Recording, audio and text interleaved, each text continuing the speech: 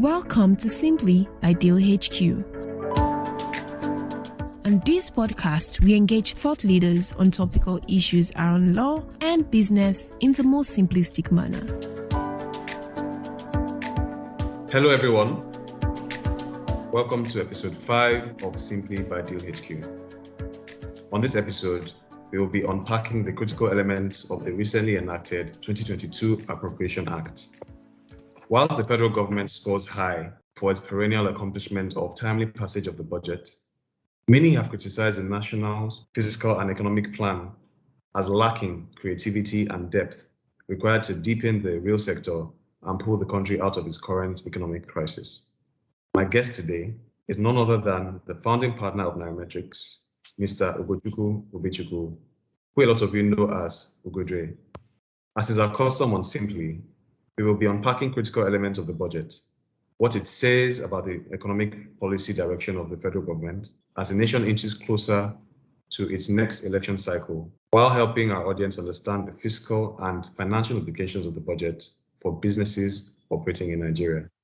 Ugodre, thank you so much for joining us on Simply today. It is such an honor and privilege to have you on the show. Thank you very much. It's an honor to be here as well. Thank you. Thank you very much. So again, without wasting any more time, we will dive right into the conversation, as I'm sure our audience is itching to get your perspective on the nation, the economy, and the general expectations for 2022. In spite of Nigeria's position as the largest economy in Africa, peer analysis shows that Nigeria's planned total expenditure of circa $40 billion is a significant far cry from countries such as South Africa, which has a budget of $147 billion, and Egypt with a budget of $318 billion. Does the expenditure plan reflect a true intention to achieve the much needed recovery from the impact of COVID-19 on our already volatile economy? Also, what does this say about the reality of our economic position in the continent? Interesting question. So I guess, one thing economists like to do is have a lot of, relativity. Like you look at a country's GDP or budget and try to equate it or relate it to that of other countries. But the reality is, Nigeria is what it is. Nigeria is Nigeria. Today, Nigeria's GDP, Naira-wise, is about 170 trillion, just under $400 billion, slightly higher than that of South Africa, which incidentally is around maybe $320 billion. Nigeria's budget, as you very well know, is 17 trillion, and that's our 2022 budget. And if you look at that as a percentage of our GDP, we're probably around 10%.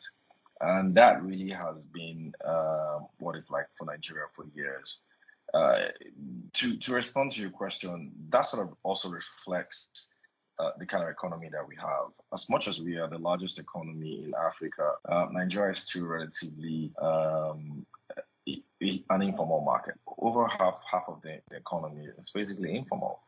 And so when it's informal, it makes it very difficult for revenue generation at the level that's commensurate, revenue generation that's commensurate with our level of GDP growth to sort of occur. And if you compare Nigeria's economy with that of South Africa and even Egypt, as much as we are larger, they're quite a lot more sophisticated than our economy is. And that's why you see these sort of disparities. Another thing is capital formation, how capital is also formed in South Africa or even Egypt or even some other African countries in the Northern Hemisphere. They have a lot more, their stock market is a lot larger than ours. Their banks are actually very robust. Interest rates is very low. And that's because the economy is a lot more structured. And then compared to Nigeria, where, like I said earlier, you have a lot of informal market. And these things all determine how governments generate revenue. If government is saying its budget is 17 trillion, or let's even assume government wants to match the sort of revenues that you're getting in South Africa, then you ask yourself, where are they going to get it from? It's probably going to be taxes. And we don't tax a lot. Tax to GDP ratio is under 7%, under 8% in Nigeria. So, which means there's a lot of money out there that we can get as a country, and that speaks again to my point that we are largely an informal market. So, juxtapose that with all the other issues we have in the country, and I mean, you understand why we really can't, be at par with the likes of South Africa or Egypt or some of the other more, I don't know what to call it, advanced economies in Africa. Yes, you can be bigger as an economy by sheer size of our population or by sheer size of our market. It's likely we're bigger. But in terms of how, capital formation in Nigeria, it's just very minuscule compared to these other countries. And this is also a country that has relied, heavily for years on mono product exports. The country has basically been driven by oil for decades. It's only recently that it appears, maybe there's an effort to veer away from oil. Even at that, it keeps dragging us back, to oil.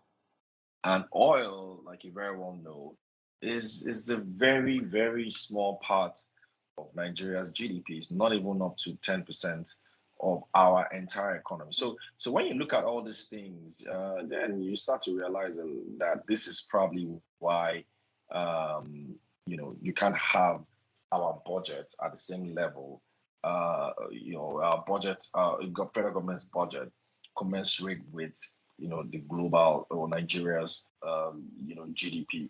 Let me give you another context as well. Nigeria as a federation, our total revenue this year, 2022, total revenue, I'm not talking about FG revenue, the entire revenue accruing to the federal government, and that's federal, state, and local government. It's just over 10 trillion. Flashback 10 years ago, it was still about 10, 12 trillion. So all you're even seeing happening is that the budget is increasing, but revenue is not increasing. And that's why you keep seeing this huge budget deficit. And the reason why this is happening, like I said, is because we're largely an informal market. So it's very difficult for government to mop up revenue from, various segments of the economy. And that's why you can, it's difficult to compare us with countries like South Africa. Thank you. Thank you very much. And actually, this sort of answers another question that I have. So, although the 2022 budget of about 17 trillion naira does not measure up to, the national budget of some other African countries, it is Nigeria's largest budget to date. But the question is, does this speak of an improvement in the Nigerian economy? It's a tricky question. I wouldn't say that. Okay, so every year for the last, is it 6 years or thereabouts, we've actually had budget increases, right? In terms of expenditure, we've had expenditure increases. Whether it's going from 7 trillion at some point to 10 and 14 and then 17. So we've typically had higher budget expenditure now, but how has that actually translated to improving the lives of Nigerians? I don't see that. It's not that simple. It doesn't really happen that way. And that's because of how a lot of this budget is also shared across various segments. So let me give you an example. Between 2010 and 2021. Okay, let me just say 2020. Between 2010 and 2020, right? We saw, in terms of total revenue that has accrued to this country, about 41 or so trillion. That is about 11 years.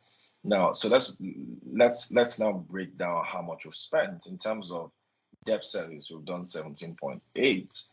In terms of personnel cost, and that's the one you call non-debt recurrent expenditures. But broken down to personnel cost, 22.9 trillion. And then you go into pensions and gratuities, 2.1, and you go into overheads, 8.7. Right. So if I add the non-debt recurrent expenditure over the last 11 years, you're on 33.8 trillion. Okay, and now, but if you look at capex over that same period is at 14.7 trillion. So we're spending double or more than double what we're spending on capex for recurrent non-debt recurrent expenditure. In fact, we're actually spending more on debt service compared to capex. So the point then is, in terms of maybe paying salaries, consumption expenditure, overheads, paying bills, these all also add up to the economy. Yes, you can say budget-wise there is an impact, but these things are all consumed within a year, and that's it. But if you're looking for expenditure that should generate revenue, right, that should generate pure revenue for the government, then we're not spending enough there. So we're just doing, like I said, 14.7 trillion. Then if you want to look at it in terms of capex alone, yes, we've gone from spending 800 or so billion on capex in 2010, 2011 to over 2 trillion in 2019. And I think, just slightly under that in 2020, which are actually huge growth, good numbers, but it's not just enough. So that sort of puts us in a bit of a state of flux.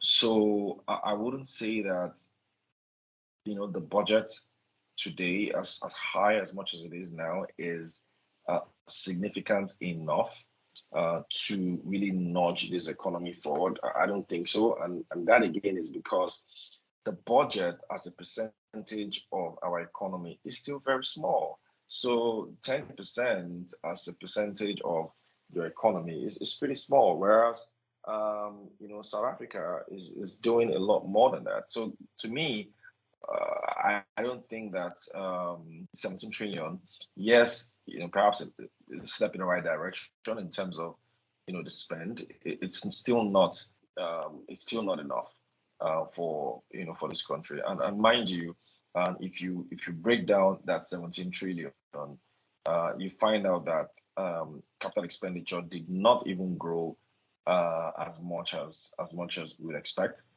compared to non-debt recurrent expenditure and even debt service. Right? It did grow, but not as much as you would expect. So that to me, is a concern. And that's why it's difficult to be overtly optimistic about this budget. Capex, yes. I think, if I recall, maybe 5 trillion or thereabout, almost more than double what we're doing. But then this is also, we're getting into an election year. So it's one thing to say you want to spend 5.4 trillion or thereabout on capex, but can you actually back that up with some cash? Yeah, is it going to be cash back all through that year? It's difficult because, like I said, in 2021, I think we're probably doing about 2020, we did about 1.9 or so, and 2021, we were slightly behind on our capex target. So I don't know. To answer your question directly, step in the right direction, but I don't think that it's enough to get us out of the woods. It's not enough. We still have a long way to go. Okay, another question. Despite heavy criticism which has trailed its perceived borrowing, which stood at a total of 33 trillion as at September 2021, and its ballooning debt profile, the federal government has disclosed plans to finance its budget deficit of about 6.2 trillion naira with internal and external debt, noting that the nation's debt remains within healthy and sustainable limit. So now there are two schools of thought on Nigeria habitually borrowing to fund its budget. One school of thought says it is necessary to revive the Nigerian economy because, quite frankly, we need money. And to be able to, go on and be profitable, we're going to have to make some purchases and make some expenditures. Then the other school of thought says the borrowing simply sinks the nation further into debt, right? I mean, not much is happening with the funds that we've received so far. Why are we borrowing more? So, what are your thoughts on the government habitually borrowing to fund its budget? So funding, I mean, budget deficits are not new globally. A lot of more developed countries and even developing countries, borrow to fund budget or have run budget deficits. But the question is, why do you run budget deficits? So you run budget deficits, one, either because you have revenue shortfalls, which can be temporary or endemic, or you have huge capital projects that you want to run in the short to medium term, maybe based on the government's capital investment plans for the year or for a tenure.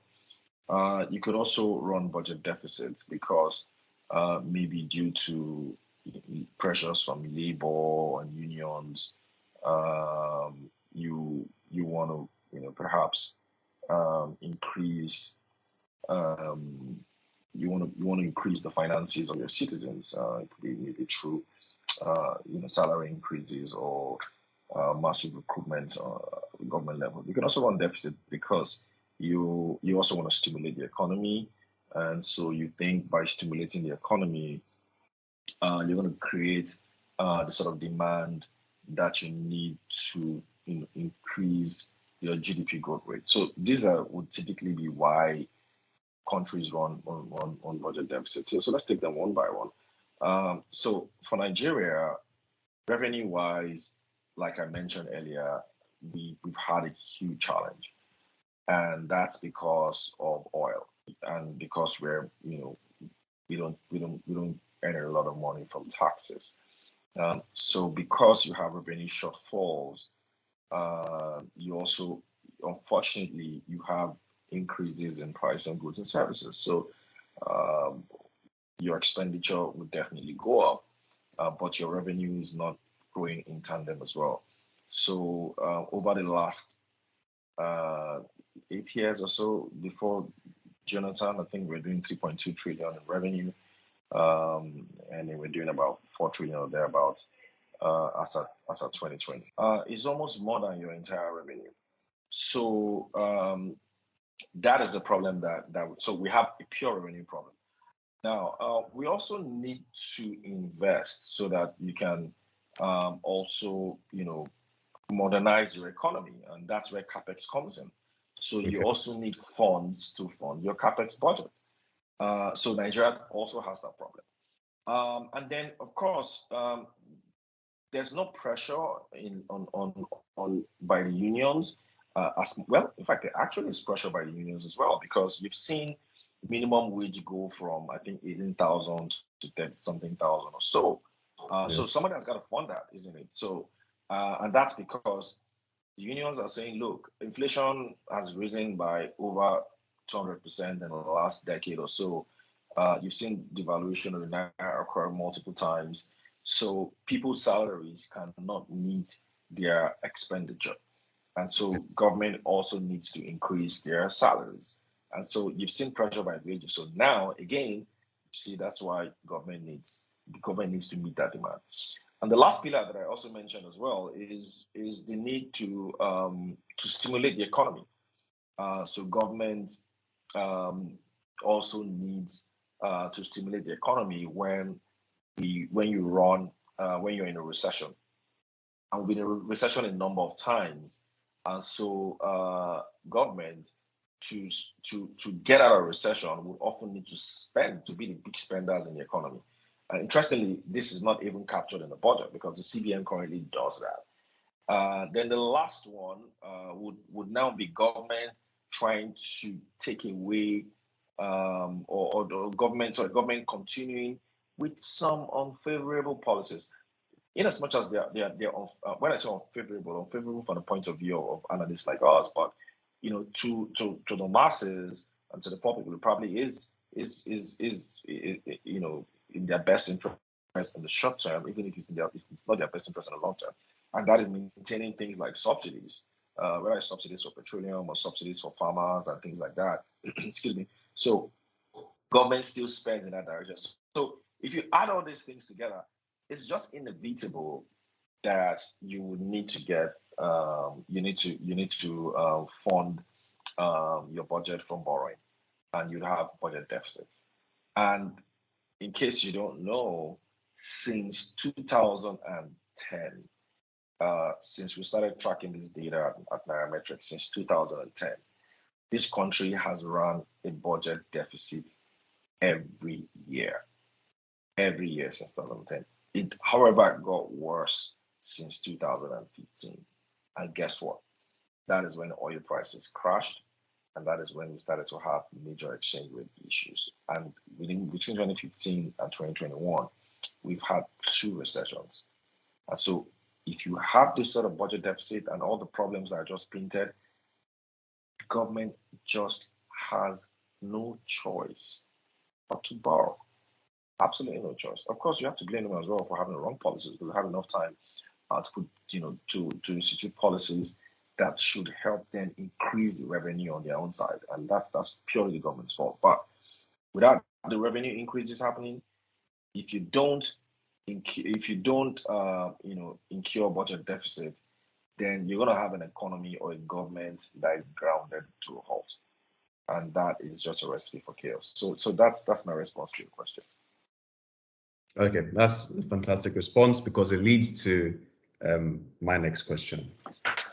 So out of the total expenditure framework for 2022, a significant 21%, which is about 3.6 trillion naira, has been reserved for debt service. And then we also know that out of the 6.2 trillion deficit, 80%, which is about 5.1 trillion, is to be funded by another loan. So the country, as you've said, needs to borrow, and it, in fact, continues to borrow. But what can the Nigerian government do to increase its revenue generation capacity and then reduce borrowing and consequently debt servicing? Well, I think I kind of touched on some of that. Yeah, you had mentioned earlier comments, but just to explain again for for your listeners, if you you can't meet your expenditure in your household, maybe God forbid, but you can't pay your child school fees, you can't pay rent, you can't put food on the table. It just speaks to one thing: you gotta get a job, and so that you can earn revenue. But if you have a job and you still can't meet up, then you need to maybe get a pay, raise your pay, or get a job that can pay you more, or maybe get a side hustle or do a business that can give you money. That's just how it is, and that's how it is for government. You can also maybe cut your cost, just so that you can be above water.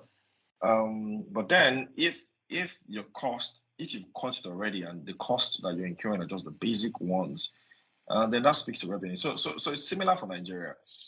Nigeria just needs to increase its revenue profile. It's just it is inconceivable that you have a revenue profile that is less than, I think it's even less than 3% or thereabouts of GDP. It just makes no sense.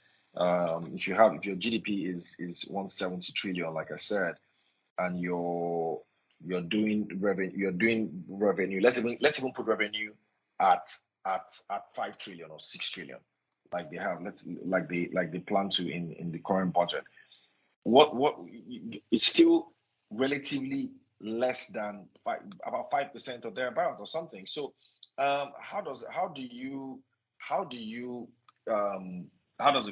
a country fund expenditure? Does the federal government fund its expenditure with just 4% or at most 5%, if not much less, revenue compared to budget? And I'm not speaking to budget now. Revenue compared to GDP. So it's really, really small. Really, really small. Tax to GDP ratio, like I mentioned, is a huge problem. So government needs to to broaden its tax base, not increase taxes, broaden its tax base. A lot more people need to come under the tax net, so that we can increase revenue, not overtax the people that are already paying tax, because that is also a disincentive to economic growth. And that's what the government is currently doing. So people that are even paying tax, they are overtaxing them.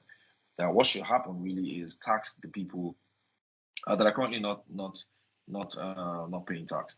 Government also needs to diversify its own revenue sources. Currently, a lot of the focus is on oil. So we need to diversify revenue sources to other areas as well, because Nigeria is a very blessed country with a lot of natural resources. The government also needs to focus on selling some assets that it doesn't need.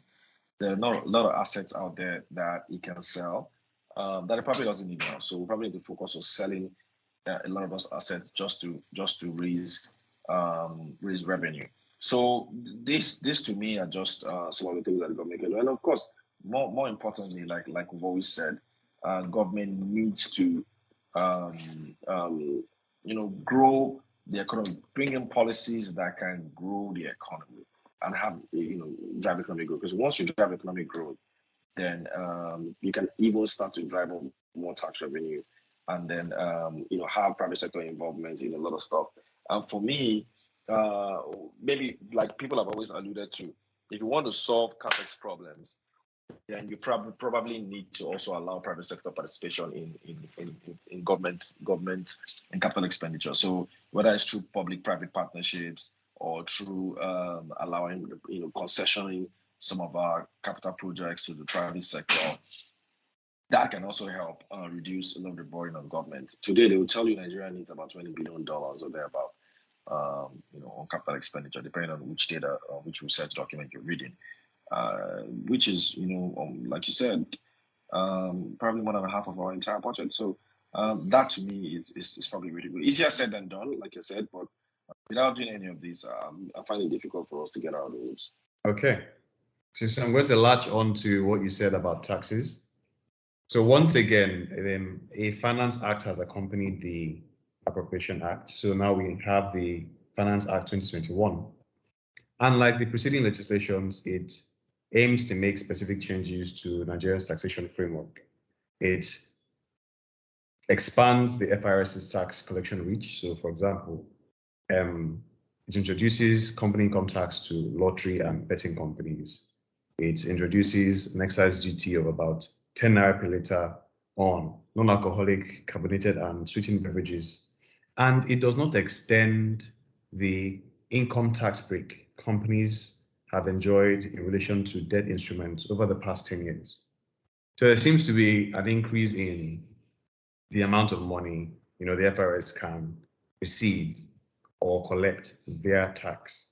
So what is the implication of the now yearly trend of tax policy modifications on Nigerian businesses? Well, you can't eat your cake and have it.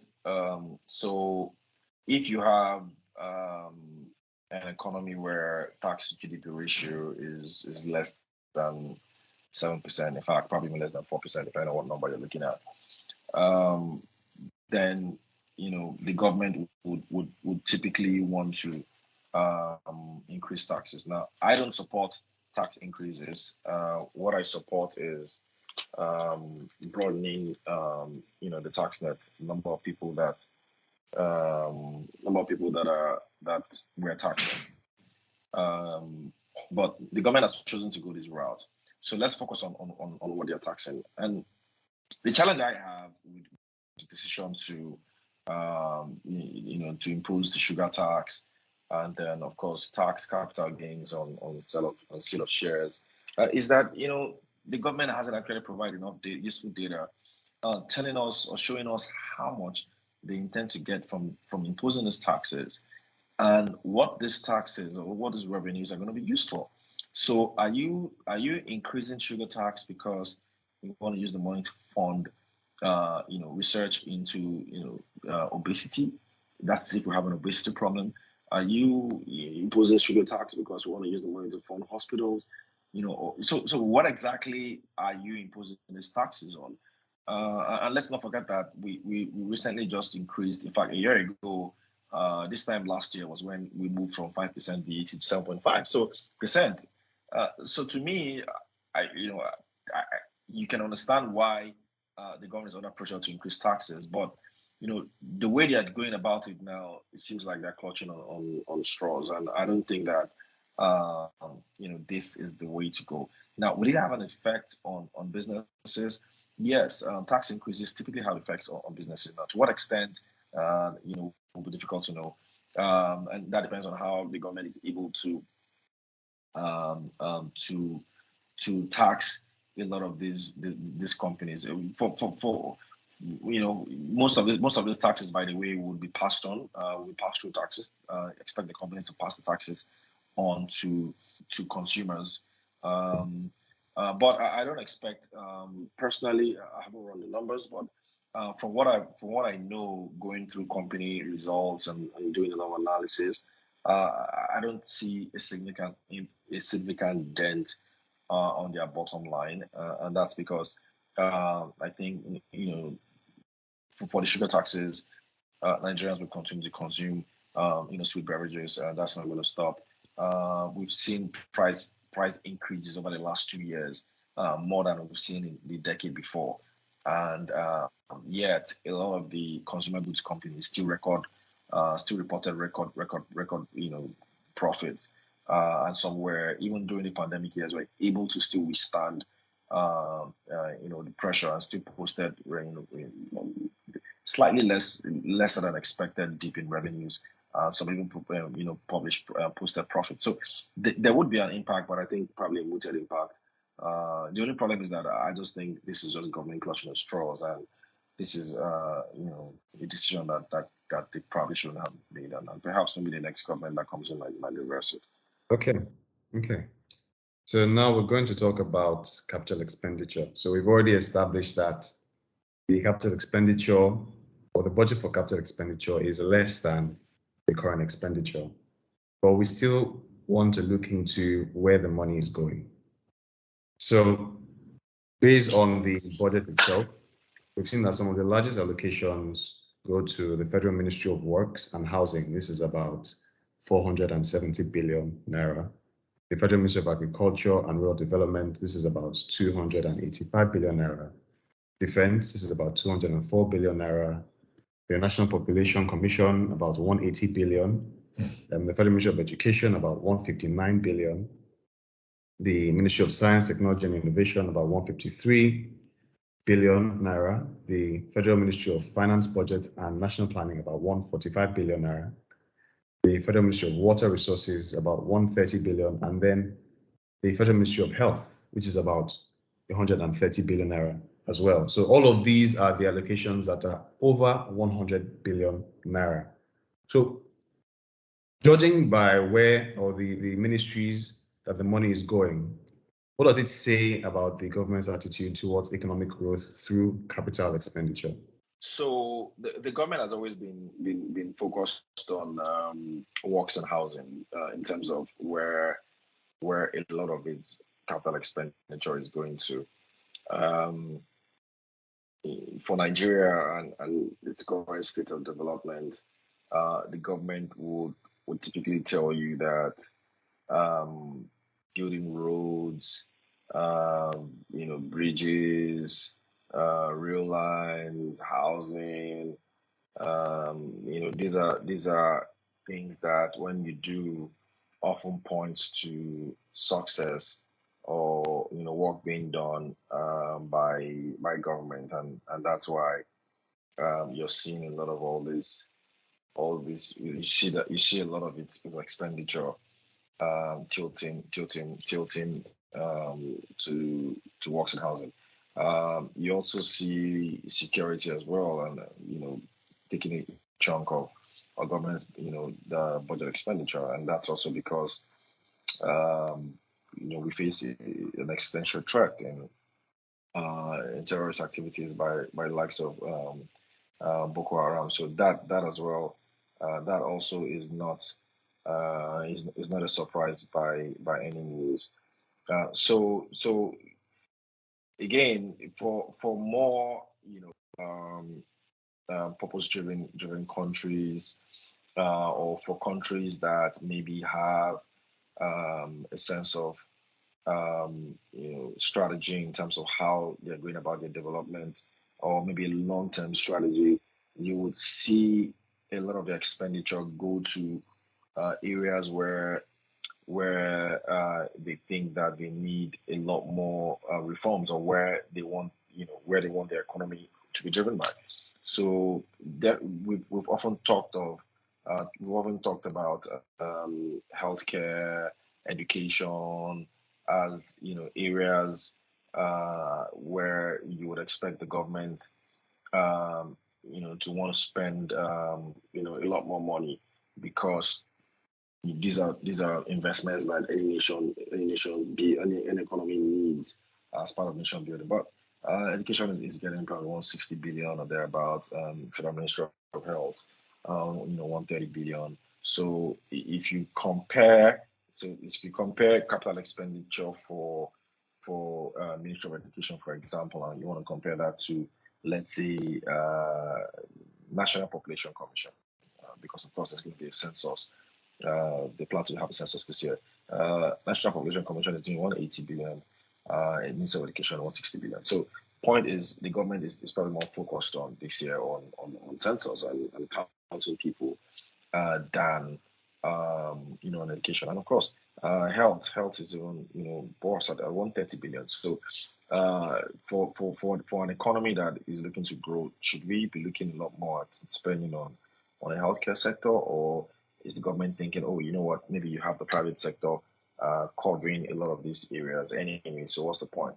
Then in terms of investing in science and technology, government capital expenditure here is 150 billion as well. So you look at it, and then of course, more importantly, again, like my point, which is government will probably move its revenue towards where areas in the economy that is a priority to them. Today, the Ministry of Agric and Rural Development, government plans to do about 250 billion there as part of its capital expenditure for based on 2022 budget. So that's the government's plan. Not too much of a departure from what they've been doing. I guess the issue now is that, has this worked? Has this really helped in pulling the economy out of the doldrums of stagflation or stunted economic growth? I don't think so. We haven't actually seen that. Perhaps maybe it's not even enough. Like we've said before, if your capital expenditure budget is not robust enough to drive the economy, and no matter how much you appropriate to any aspect of the capital expenditure budget, then it's not just not going to be. It's not going to be robust enough. So to me, I think that really is where the challenge is. I'm not really, I'm not too fixated on how much you're spending on Ministry of Works and all these other ministries of government. That it does for 470 billion or so on the Ministry of Works. Is it enough? Is it enough? That's just $1 billion, and these are works and housing, and Nigeria needs, like I said, over $20 billion or thereabouts in infrastructure development. So we're probably just doing 5% of what we need to move this country forward on Ministry of Work. So I look at it from that perspective, and I say, look, really relevant to me. Wow, that is a very humbling thought. It really is. Okay, so this is going to be my last question, and we're just going to speak widely about the African context. So we have said that we're not making enough money, right? And then there's the AfCFTA, the African Continental Free Trade Area, which is meant to effectively remove all borders for intra-African trade. So based on the budget allocates about 1 billion naira towards its implementation. So this is 437 million naira more than the allocation of last year. So following statistics alone, it seems the Nigerian government has expressed, renewed drive to speed up its implementation and potentially, get this show on the road and possibly make money for Nigerian businesses and then the government itself. But what specific measures would you like to see the government implement, towards the implementation of AfCFTA?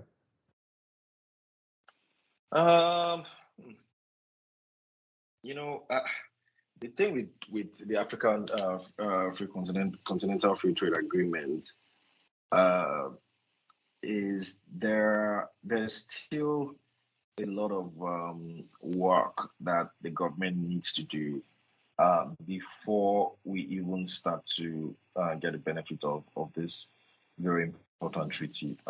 From better, equipping our custom agents to better guard our borders and ensure that goods that are coming in here comply with AFCFTA rules, to spending a lot of money on the technology that we need to also properly track movement of goods and services in and out of this country. We also need to spend a lot of money on education research for companies, organizations that are going to face stiff competition from goods from fellow African countries.